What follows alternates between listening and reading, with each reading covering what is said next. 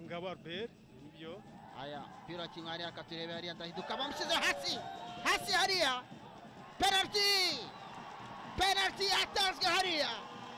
Ni karita ahubwo igiye gutangwa. Ni karita hariya kandi na penalty.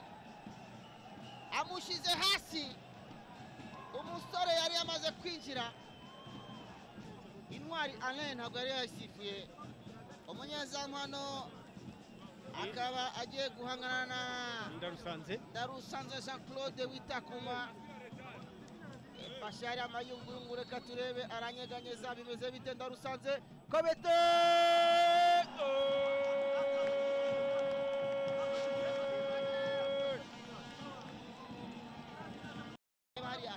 Reba action urebe neza. Yamaze kujya mu isifasi utaze kupira. Undi aravuga ati ntago uri bungendane. Prince ati jya hasi. Umusifuzi rero abamaze kumubona wabibonye yinjiye muri sifasi. Indiscutable. Ndarusanze nawe avec son expérience na technicité ku rwego rwo hejuru. Umuzamu aramurambura ajya ku ruhande rwo hakurya. Shaka gukina Basekamana hakurya reka turebe pera Sekare aninde shira ku mutwe.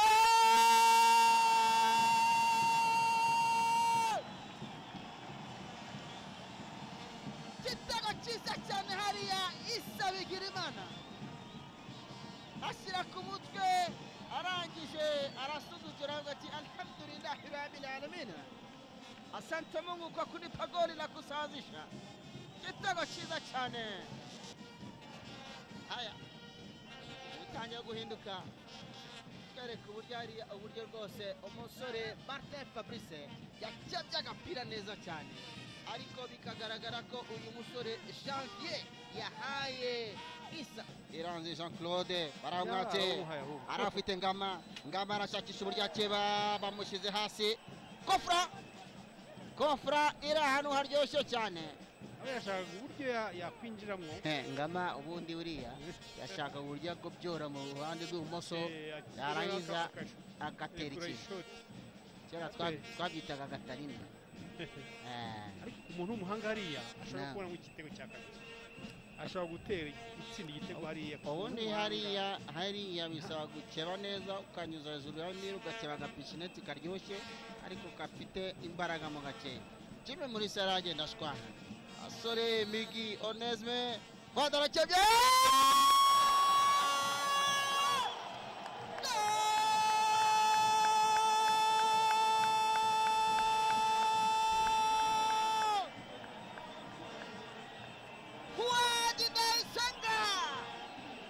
Atsinze igitego cya kabiri akora ibyo yarasazwe amenyereye gukora mu ikipe ya Rayon Sports.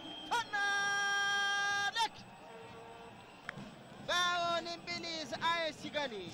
Amemimina mpira vizuri sana kweli. Kawaida huyu ni mchezaji mahiri sana kwa mpira kutengwa free kick. Unamkumbuka akichezea timu ya leo. Unazungumziaje bao hili? Hakika ni bao safi kabisa kwa upande wa timu hii ya AS Kigali.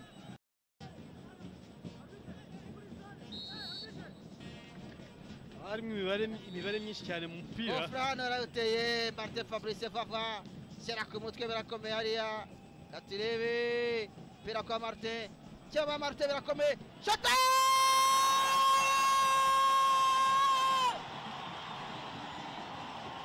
Blessé!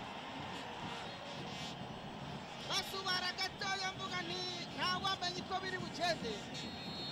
Martin Fabrice atanze akantu hariya. Reba ukuntu umupira ugarutse.